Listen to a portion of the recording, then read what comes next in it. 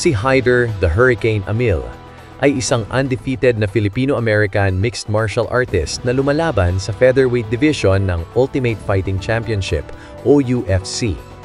Ipinanganak noong May 28, 1990. Ang kanyang ina ay isang Filipina at ang kanyang ama ay Indian, Turkish, English, Romanian. Siya ay nakatira at nagsasanay sa San Francisco, California sa ilalim ng El Nino Training Center. May taas na 5 foot 9 inches at reach na 70 inches. Gumagamit siya ng switch stance, kaya mabilis niyang naa-adjust ang kanyang estilo sa laban. Sa kanyang pro MMA career, ay nakapagtala ng 11 wins, 0 loss, as of March 2025. Mayroon siyang 6 wins by knockout, 1 by submission, at 4 by decision. Kilala si Hyder Amil sa kanyang agresibong striking at matibay na depensa sa ground game. November 18, 2017, ang kanyang naging unang laban sa kanyang pro MMA fight. Nakalaban niya si Adam Cruz sa Dragon House at nanalo sa pamamagitan ng Round 2 TKO.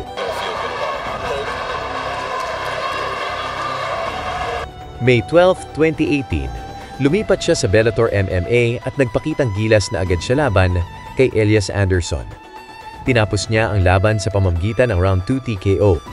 Sa April 27, 2019, nakalaban niya si Paradise Vaovasa at nagwagi sa pamamagitan ng Round 1 Rear Naked Choke.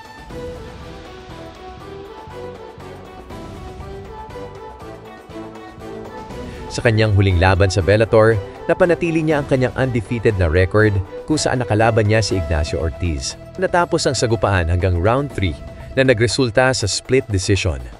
Pagkatapos ay napadpad din siya sa LFA noong November 5, 2021, kung saan nakalaban niya si Robson Jr. at tulad ng dati ay tinapos niya ang laban sa pamamagitan ng Round 2 TKO.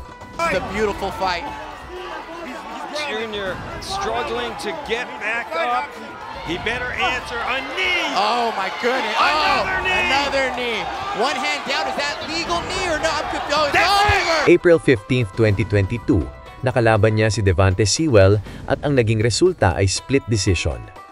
Sa kanyang pangatlong laban sa LFA noong July 29, 2022, ay nakalaban niya si Chase Gibson at muli niyang tinapos ang laban sa pamamagitan ng Round 2 TKO. On the takedowns, but the strikes thrown and landed. Amil 82%, Gibson 85%. Amil dropped him.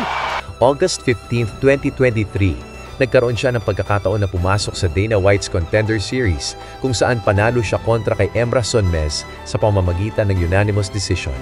Ang panahalong ito ang naging tulay upang makapasok siya sa pinakamalaking MMA promotion sa buong mundo, ang Ultimate Fighting Championship o UFC.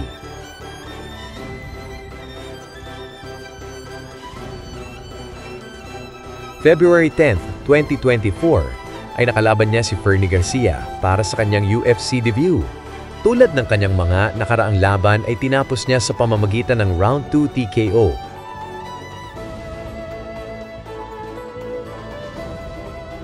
July 20, 2024, muli siyang nagpakitang gilas kung saan tinapos niya si Jeong Leong Lee sa loob lamang ng 65 seconds sa Round 1 sa pamamagitan ng TKO.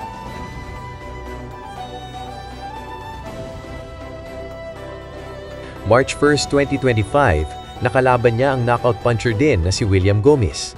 Naging matindi at dikit ang kanilang naging laban, gayunpaman ay napanatili ni Hyder Amil ang kanyang malinis na kartada sa pamamagitan ng isang split decision. Dahil sa mga kahangahangang panalong ito, ay patuloy ang kanyang pag-angat bilang isa sa mga promising fighters sa featherweight division. Tila may potential siya bilang isa sa mga susunod na bigating Pinoy sa MMA. Mga kamisyon, suportahan natin ang kanyang mga susunod pang mga laban.